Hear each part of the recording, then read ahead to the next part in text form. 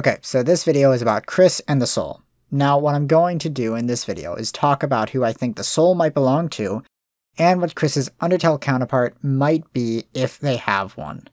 Now, real quick before we get into things, I just want to remind everyone that in Deltarune we play as the soul that's inside of Chris. We do not play as Chris. We are playing as the soul. We know this for a fact because we can still move the soul in the cage after Chris rips it out. I know most people already know this, but I just want to make sure that we're all on the same page. So now I'm going to lay out a couple of different scenarios and then talk about them. So let's start with the soul. Scenario A. The soul is Chris's soul. Now on the surface, this one seems pretty simple. And to be fair, it is one of the more simple answers. But let's go over what this would actually mean. In order for this to be true, it would mean that Gaster had to have taken Chris's soul at some time before the start of the game. Or right as the game starts, and then gave us control of it, with the intent to put it in a vessel that we make with his help. And then someone who may be Gaster, but is more likely someone else, then puts Chris's soul back into Chris. Now for scenario B. The soul is not Chris's soul, but our soul. Okay, so in this scenario, Gaster made the human soul somehow with the intent that we would use it with the vessel to interact with Deltarune. Now on the surface this might seem like the better option until you realize we now have to ask the question, where is Chris's soul? They very clearly only have one soul, otherwise why would they ever put the soul we control back in? So this is my interpretation of scenario B that makes the most sense to me. So just like in scenario A, Gaster took Chris's soul, but instead of giving us control of Chris's soul, Gaster made a new artificial soul using Chris's soul as a base. And then the new soul got put in Chris, and Gaster still has Chris's real soul. This is not the only possible version of scenario B, it's just the one that I like the most. If you like a different version of scenario B better, feel free to leave a comment explaining your thoughts on it. So that's the two scenarios. Scenario A, the soul is Chris's soul, and scenario B, the soul is ours. There really isn't any other scenario that really makes sense because it's a human soul, and Chris and us are the only humans in the story, so we're just going to use those two for now. But I do want to clarify that I think both scenarios are very possible. Now let's talk about Chris. So the thing about Chris that I want to talk about in this video is, does Chris have an Undertale counterpart, and if so, then who? Most of the characters in Deltarune have an Undertale counterpart in some way, whether that be direct counterparts or being related to an Undertale counterpart. A lot of the main cast have canon counterparts that canonically exist in Undertale, but we never got to meet them in-game. Susie has Susie, and Asgore talks about the holidays in the Undertale alarm clock. The only new Deltarune characters that have no connection to Undertale in any way is Birdly and Jockington. So it would make sense that Chris has an Undertale counterpart, maybe even one that we didn't meet in Undertale, but we do know exists. But at the same time, there doesn't need to be one because there are characters with no Undertale counterparts. But I'm just going to go down the list and talk about all the most likely and probable ones. Number 1. Chris is the Deltarune counterpart of Kara. This one I feel like is really straightforward and makes a lot of sense.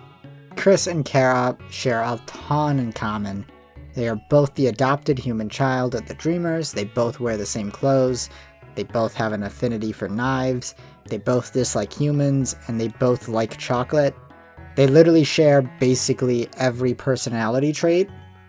And their names being different literally doesn't matter because Kara is not the real canon name anyway. But Chris being the Deltarune version of Kara is a bit of a double-edged sword. On one hand it makes sense, but at the same time Kara kinda brings a lot of baggage, so you could definitely make the argument Chris being Kara would be a bad thing. There's also the argument that Chris can't be Kara due to physical differences, namely the skin tone and the hair color being a little different.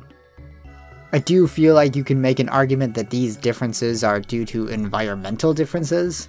I was always of the opinion that Kara died of a vitamin D deficiency. It's also a matter of alternate dimension counterparts don't need to look identical to each other in order to be counterparts. I think overall, Chris being the Deltarune universe's version of Kara is a strong option for sure, but it does have some issues, but I don't think those issues are big enough to fully debunk it, and the evidence for it is really strong. There is still the question of how this would be revealed in game, and the answer is either 1, it's not going to be revealed and we're just meant to speculate about it forever, just like how we're doing right now, or 2, if Deltarune maybe has a multiverse subplot going on under the surface, and Gaster's going to show up and talk about it, and maybe it could be revealed like that. If you have an idea about how this info could be told to the player, then feel free to leave a comment about it. Okay, so scenario 2, Chris is Frisk. Honestly, not the biggest fan of this one, mostly because if Chris is meant to be Frisk, then why aren't they named Frisk? In order for Chris to be Frisk, they would have to have had a name change at some point, which to be fair is not impossible, but in order for this to be revealed to us, it would basically require that a character dead names Chris, and that would frame it narratively like it's a big plot twist, but like, it's not? Like, I just don't see how Chris being the Deltarune counterpart of Frisk would really matter in the story to the point that Toby would hide it from us and have it be a plot twist. Like, don't get me wrong, it could happen, and I'm sure if it does, then it would make sense in context, but as it stands right now, I'm not seeing it. Okay, so scenario 3 is that Chris is a new character and does not have an Undertale counterpart. Now, this one is very self-explanatory, to the point where there isn't really much to say on it. I will say that I polled my audience on who they thought Chris's Undertale counterpart is, and this was by far the most popular answer, taking 61% of the vote. And you know, I get on the surface it might seem like a boring answer, but there are narrative benefits to Chris being a brand new character, mostly in that they don't bring any baggage from Undertale into Deltarune. But at the same time, that baggage is what makes things more interesting, you know, seeing these characters that we know and putting them in new scenarios and seeing how that changes things. Chris doesn't need to have an Undertale counterpart, but the whole point of this video is to talk about Chris's potential Undertale counterparts. Okay, so final scenario, number 4. Chris is one of the other fallen humans. Now I'm just going to cut to the chase. Chris is Patience, the cyan-colored human soul, the first fallen human after Kara. Okay, so hear me out. If scenario B is true, and the soul is not Chris's, then it would make more sense for Chris's soul to be a different color. If there was 2 different red-colored human souls, then it would be visually confusing. It would make more sense if Chris's soul was not red. And of the other possible colors it could be, I think cyan is by far the best option, so I'm going to go over some of the logic. First off, Chris's skin literally turns cyan in the Dark World. Okay, so let's talk about the Dark World color palettes for a second. So, all of the monsters' color palettes in the Dark World are a lighter tint of their normal colors. If we assume that there is meant to be some kind of reason and logic behind this, then what could it be? Well, I think it might have something to do with souls. Now remember, all monster souls are white, and what happens when you mix white with another color? You would get a tint of that color.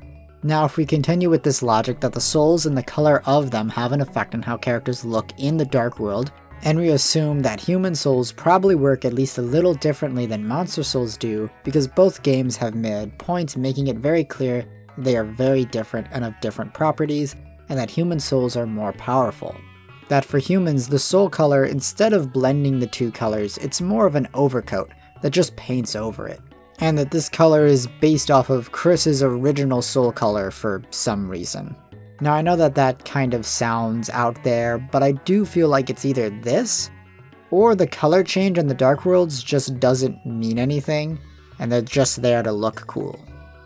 As for the other evidence, just like Kara, Patience was also associated with knives and band-aids. In Flowey's boss fight, the knives turned into band-aids. And Chris's starting armor is a band-aid. In a way, I think Patience might be the overall best option for a few more meta reasons. For one, it's the option that is closest to how Susie's and Noelle's Undertale counterparts are handled, in that they are characters that are stated to canonically exist, but are also characters we never meet. So in a sense, by going with this option, we get to have our cake and eat it too, because we get the upside of Chris functionally being a new character, while also having an Undertale counterpart. Also one that doesn't bring any negative baggage. What's funny is, on my poll, only a single person voted for it, so you know, this one's for you. I don't know who you are, but you know who you are. Also, while I was making this video, I saw a Reddit post about this theory, so that's funny, I guess. I don't really use Reddit that much, but you know, I check in on them sometimes. So yeah, of all the possible scenarios, I think the best ones are scenario 1A and B4. I think it's most likely between those two, but of course scenarios A3 or B3 is always an option. Honestly, whichever one ends up being true, I don't think will have a huge impact on the main plot. But it could be somewhat important to how Undertale and Deltarune are meant to be connected in some way, which we don't really know to what degree they are meant to be connected. It could end up mattering, or maybe it won't matter at all. I did get some comments from my predicting Deltarune video asking me about what I thought about the whole Undertale and Deltarune connection thing. And my overall thought about it is that if there is a greater connection between the two games that exists, you know, greater than just reusing characters for fan service, then it's probably not going to be super important to the main plot. I can, however, see it mattering to the meta-narrative or being important to the themes, but it's really too early to say. That being said, I have given it more of a thought since then, because originally I just hadn't really given it much of a thought, and I came up with some ideas of what it might be. Now, I want to make it clear that this next bit is pure speculation and is only one possible idea. There are lots of different viable ideas that could be right. This is just one of them. What if Deltarune is meant to be a multiverse story, or at least have a multiverse subplot or something like that going on? What if that's why there's 3 save slots, because each one represents an alternate universe? What if the idea behind your choices not mattering is because no matter what choice you make, there would always be someone else playing the game that would make the other choice? That each person playing Deltarune is playing in their own Deltarune universe? And what if Gaster is going to come on screen and then say, "The Underverse! The Underverse is real!"